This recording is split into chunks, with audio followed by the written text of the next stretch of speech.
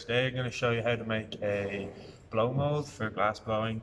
We get asked a lot in the studio to replicate an object in glass, but a lot of the time people want to make the molds themselves because they have access to plaster and clay and some pretty simple um, ingredients that you would need for a blow mold. Today I'm going to cover how to make a two-part mold. I have an example here. Um,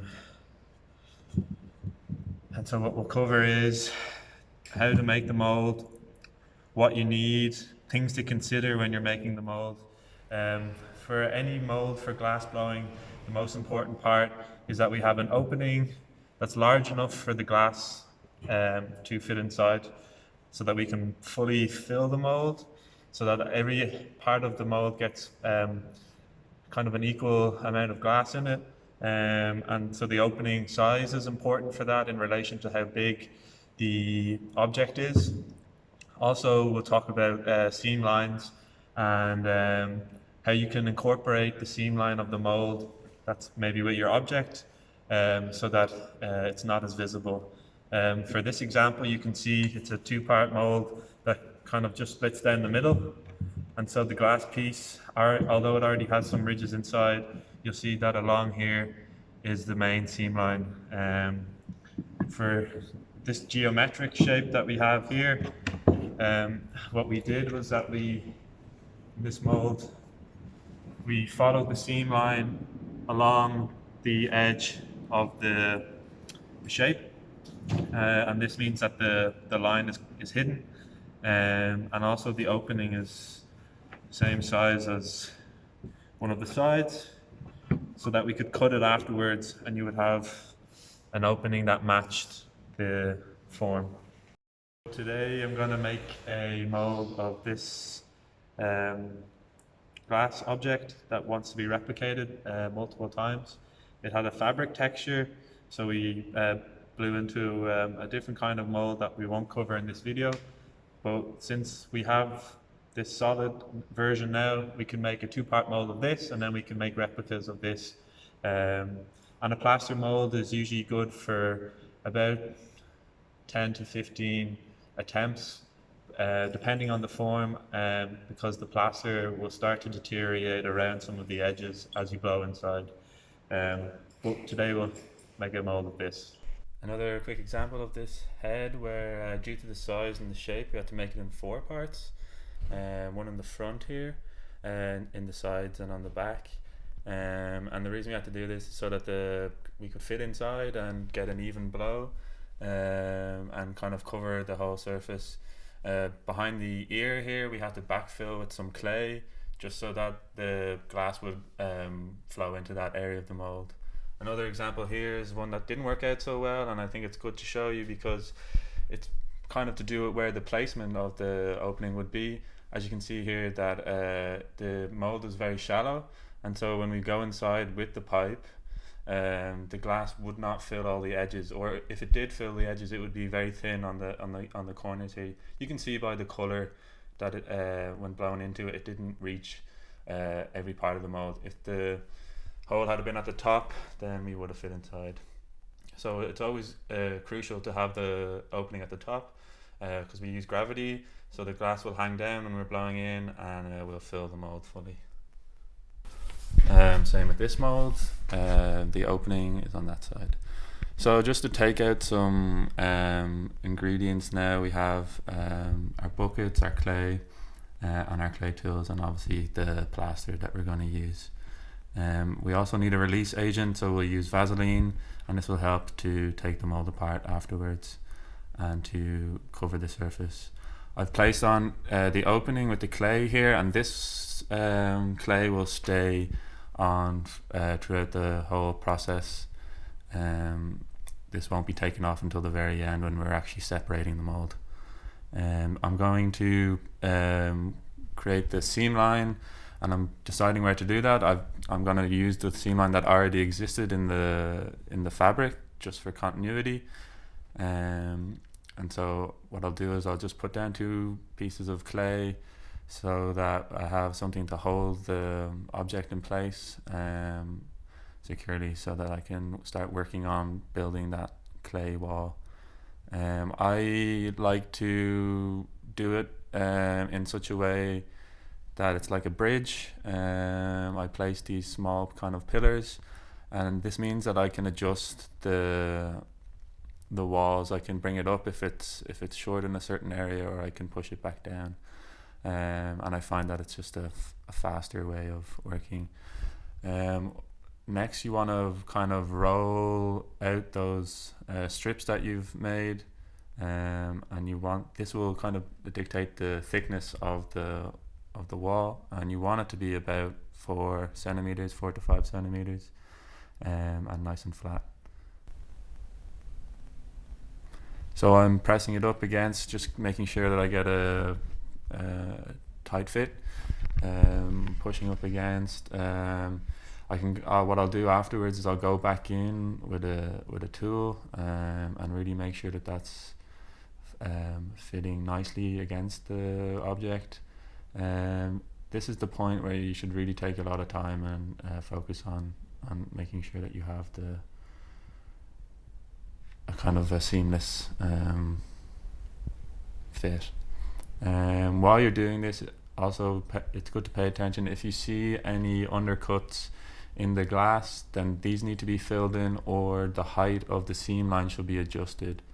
I also put in these ridges, and that will help to connect the two sides together. This is what I mean here by an undercut, where the clay, the glass would, when it solidifies, when it's blown in, would kind of trap the piece of glass in the mold, and the only way to get it out would be to break off part of the mold. So I filled it in, and this means that I'll be able to get the glass out afterwards.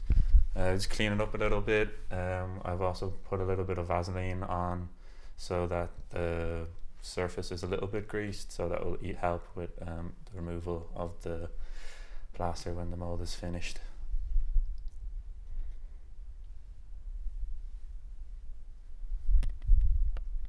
Now I've just put in 2 arches on the top and the bottom, and this is going to help me to get an even pour, and we'll do this side and flip it over. So mixing the plaster, you're just measuring how much you need. I've measured that I needed about 3 cups of water, and now I'm adding the plaster to the bucket, making sure not to agitate the water while adding the plaster, as that starts the chemical reaction. And I'm adding the plaster until the water won't dissolve anymore. I'm gonna break up any pieces of plaster that haven't already done so while I'm mixing, and I'm mixing it until it kind of has like a creamy texture, so that I can start to apply it onto the object.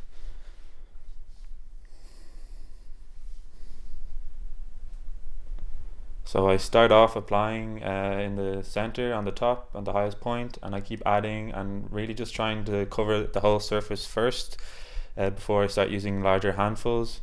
And the reason for that is that it will help not to trap any air bubbles inside. So I just kind of give it a good even kind of what we call it like a splash coat, and this helps against trapping bubbles.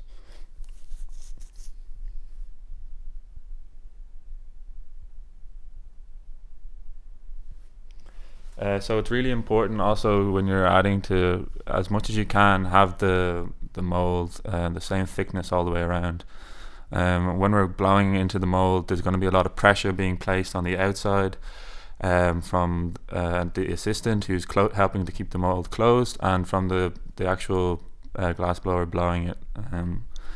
Give that plaster time to set, and then you can start to pick away the excess pieces. Make sure to leave in the opening piece of clay that stays there till the end. Remove the sides, and then you can clean up the edges before you begin the next side.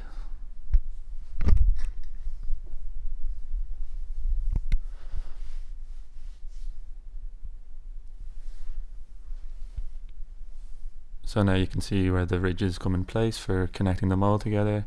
I'll use a knife enough now to kind of take away the excess, just to give a smoother edge to the mold.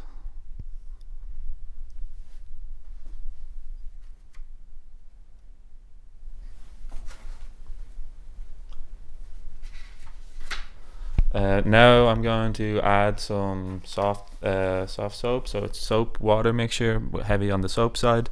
This is also similar to Vaseline. It also acts as a release agent, and I'm just painting that on the side, each side, and that will make sure that when I am taking the mold apart afterwards, that it breaks apart.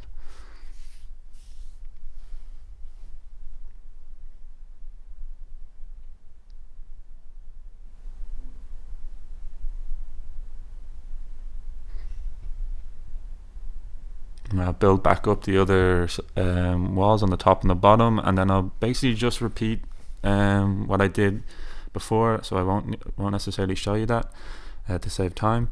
But afterwards, I can give you an idea of what it will be like. So we'll separate the mold, and then you're pretty much ready. There's a few more steps. There's you need to put in some holes for the steam to escape when we blow inside. We also put these lines here to also let the steam out. I just use a knife to scrape those out, and that's going to help the steam release when we're blowing inside. Make sure to drill from the inside out. Also, that's very important in order not to damage the texture and the mold itself. And yeah, that's it. As you've seen from the shots before, we build up the walls, we've casted it on both sides, and I also put a base on it, which is up to you whether you want or not. A lot of the time we will put like a wooden board on the bottom so that we can also get in and out of the mold, but for kind of extra security, I casted this bottom piece on the inside, what it looks like.